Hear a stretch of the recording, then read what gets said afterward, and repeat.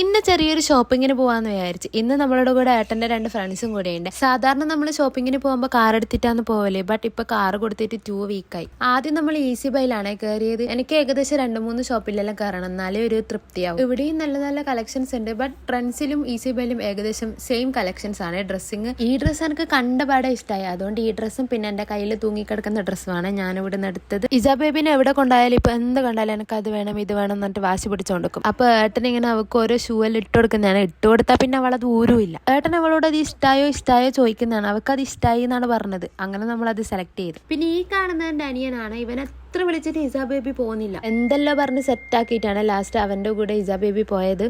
ചക്കിക്കൊത്ത ചങ്കൻ എന്ന് പറയാറില്ലേ, അതുപോലെ ഇവക്കൊരു ചങ്കനെ കിട്ടി. ഇപ്പൊ തന്നെ സമയം നല്ലോണം ലേറ്റ് ആയി, 7 മണി കഴിഞ്ഞു കേട്ടോ.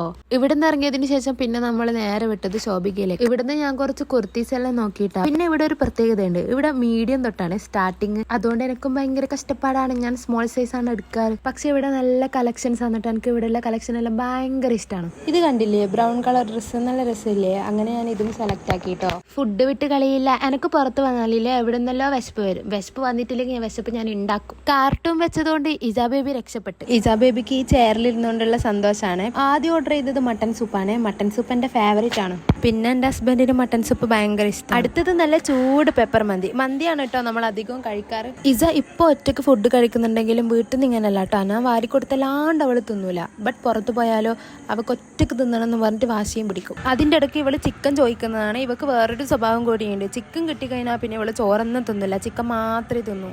അപ്പം നമ്മളിത് തിന്ന് തീർക്കട്ടെ. ഇനി അടുത്ത വീഡിയോയിൽ കാണാം. ചാച്ചാ, ബൈ ബൈ.